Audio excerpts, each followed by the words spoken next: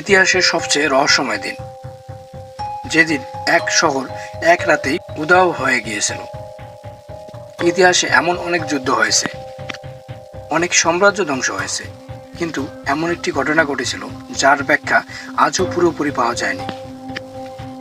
একটি সমৃদ্ধ শহর, হাজার হাজার মানুষ, রাজপ্রাসাদ, বাজার সবকিছুই একদিন ছিল। পরদিন শহরটি প্রায় জনশূন্য। শতাব্দী পরে যখন প্রত্নতত্ত্ববিদরা সেই জায়গায় পৌঁছান, তারা খুঁজে পান শুধু ভাঙ্গা দেওয়াল, ভাঙ্গা মূর্তি আর মানুষের হঠাৎ করে চলে যাওয়ার অদ্ভুত সব চিহ্ন।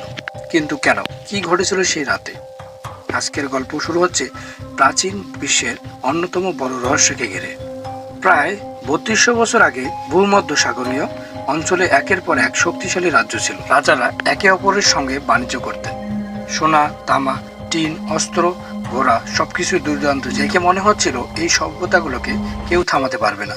কিন্তু কয়েক দশকের মধ্যেই সব বদলে যায়। ইতিহাসে দেখা যায় একটি নয়, দুটি নয়, অনেক গুরুত্বপূর্ণ শহর আগুনে পড়ে যায়, প্রসাদ ধ্বংস হয়ে যায়, রাজারা নিখোঁজ হন, বাণিজ্য বন্ধ হয়ে যায়, মানুষ হঠাৎ করে এই শহর ছেড়ে পালাতে শুরু করে। কিন্তু কোনো একটি কারণ দিয়ে এই ধ্বংস ব্যাখ্যা করা যায় না।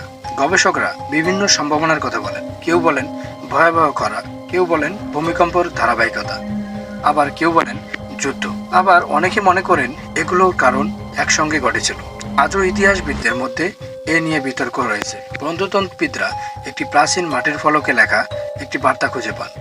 সেখানে একজন শাসক সাহায্য চেয়ে রেখেছিলেন, শত্রুরা আমাদের শহরের কাছে এসে গেছে, যদি দ্রুত সাহায্য না আসে আমরা আর টিকতে পারবো না।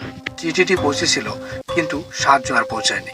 মাত্র কয়েক বছরের মধ্যে একটি সমৃদ্ধ যুগের অবসান ঘটে। অনেক শহর চিরতরে হারিয়ে যায়, কিছু শহর শত শত বছর পর আবার গড়ে ওঠে, আর কিছু আজও ধ্বংসস্তূপ হিসাবে পড়ে। কিন্তু সবচেয়ে বড় প্রশ্ন এখনো রয়ে যায়, এই পতনের প্রকৃত কারণ কি ছিল?